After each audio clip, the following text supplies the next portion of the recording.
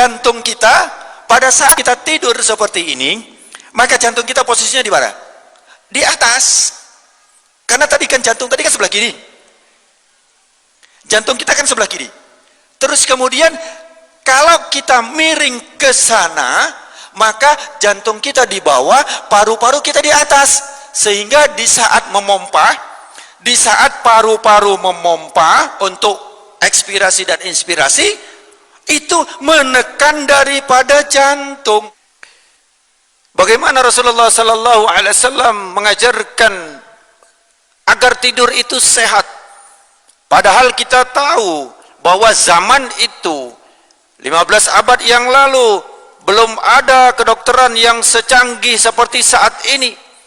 Seperti pada saat ini kita bisa melihat apa yang ada di dalam tubuh kita dengan alat-alat yang cukup canggih, terus berkembang.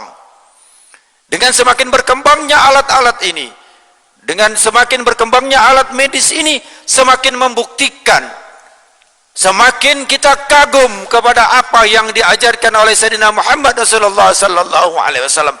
Mengapa demikian? Karena apapun yang dilakukan oleh Rasulullah sebenarnya adalah merupakan semuanya itu petunjuk dari Allah Subhanahu wa taala. Tidak ada yang dilakukan oleh Rasulullah kecuali dalam keadaan dikontrol oleh Allah Subhanahu wa taala, termasuk segala kegiatan, termasuk makan, tidur pun itu diatur oleh Rasulullah sallallahu alaihi wasallam. Setelah diteliti pada saat ini bagaimana seseorang yang tidur dengan baik, bagaimana hubungannya dengan organ-organ yang ada pada tubuh kita. Rasulullah sallallahu alaihi wasallam dalam satu hadis dia menyampaikan bahwa berbaringlah di atas rusuk sebelah kananmu. Apa hikmah di balik itu? Sampaikan oleh hadis riwayat Bukhari nomor 247 dan Imam Muslim nomor 2710. Ini beliau melakukan tidur dengan cara rusuk sebelah kanan berada di bawah.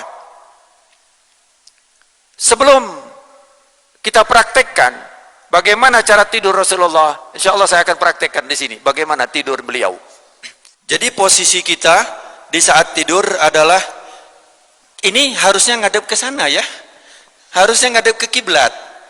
Ya, tapi karena saya harus ke sana, ya, sebenarnya ngapunten, saya terbalik dulu sebentar. Karena sananya kiblat ya, berarti harusnya begini.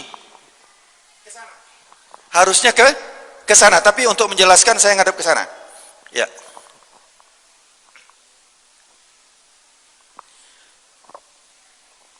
Anggap sana kiblat. Ya, kita contohkan sana kiblat. Jadi tidurnya kenapa miring ke kanan? Pada posisi miring ke kanan, kita perhatikan dulu paru-paru sama jantung. Kalau otak saya nggak kupas, nanti lebih rumit lagi. Untuk kenapa orang tidur itu bisa fresh, orang tidur itu bisa nikmat, orang tidur itu bisa kembali pulih, tidak capek, karena otak kiri itu bekerja lebih berat dibandingkan dengan otak kanan. Karena berpikir otak kiri itu menghitung jarak, mengukur, itu macam-macam, itu sebelah kiri. Sehingga posisi kita tidur seperti ini, saya contohkan dulu ya. Jadi kita tidur, tangan ini diletakkan di pipi, ya, tangan diletakkan di pipi di sini. Kemudian kenapa kita miring ke kanan?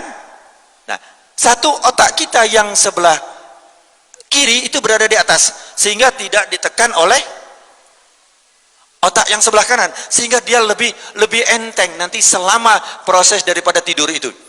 Kemudian yang kedua, secara singkat, ini saya harus cepat ini ya, nggak apa-apa ya. Jantung kita pada saat kita tidur seperti ini, maka jantung kita posisinya di mana? Di atas. Karena tadi kan jantung tadi kan sebelah kiri. Jantung kita kan sebelah kiri. Terus kemudian kalau kita miring ke sana, maka jantung kita di bawah, paru-paru kita di atas.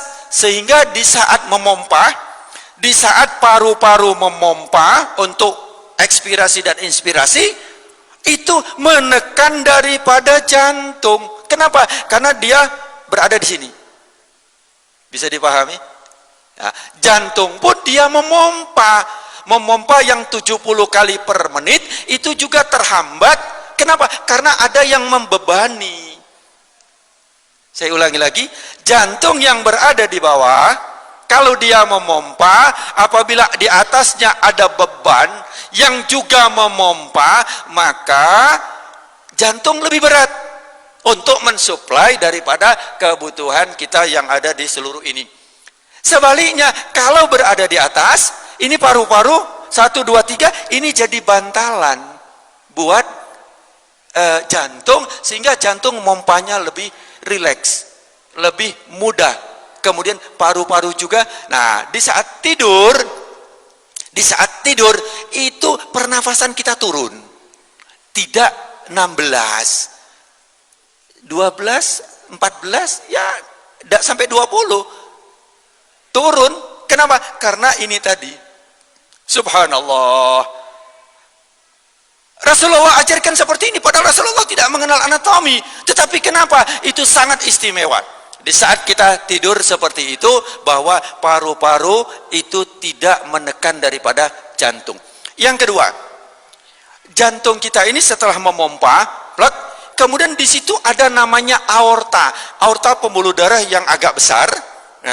Itu kemudian posisinya itu lebih atas dari organ yang lain. Jadi kalau posisi seperti ini, ngapunten, seperti ini posisinya, ya, maka posisi daripada aorta tadi dia naiknya sebelah sini.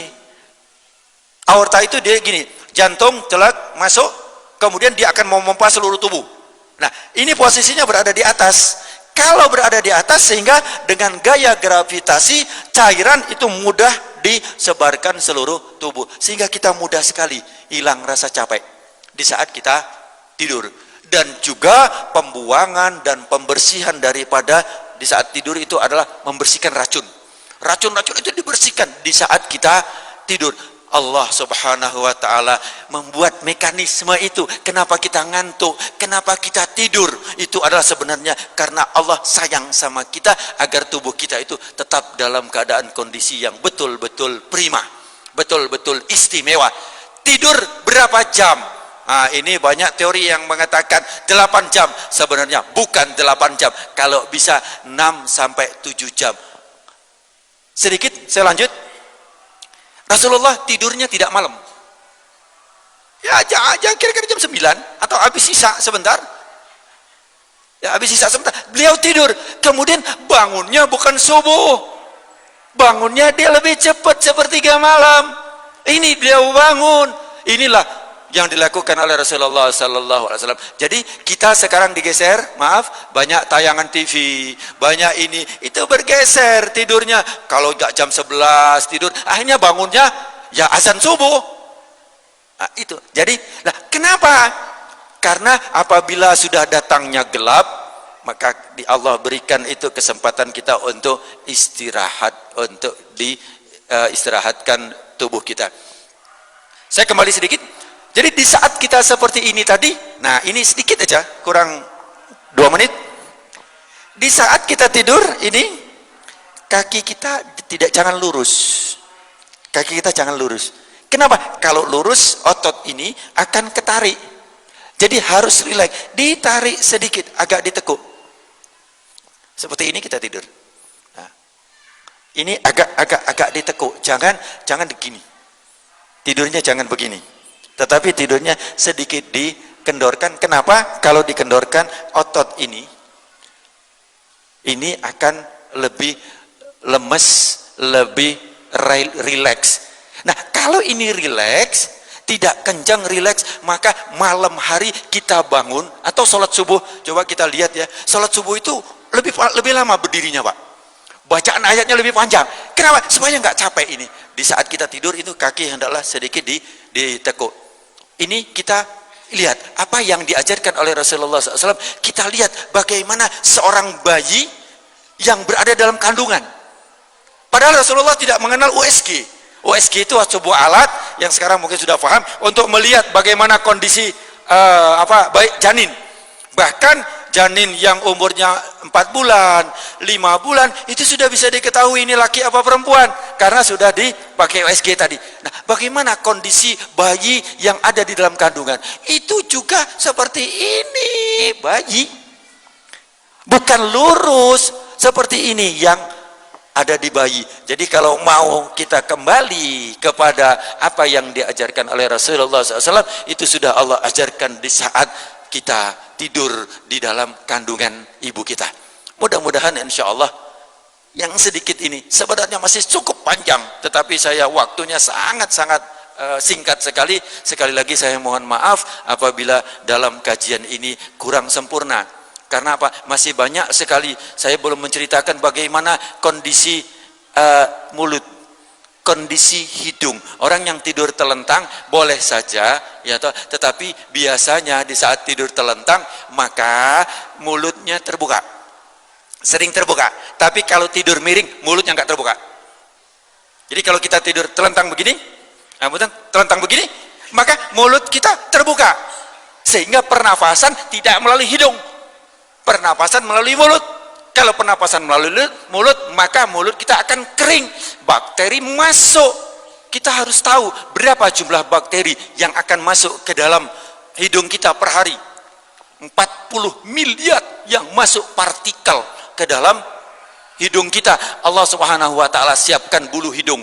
Allah Subhanahu wa taala siapkan lendir yang ada di sini. Allah Subhanahu wa taala siapkan tonjolan-tonjolan yang ada di hidung. Allah persiapkan di dalam sini ada sebuah kipas yang untuk membersihkan, di mana kecepatan daripada kipas ini 20 kali per detik.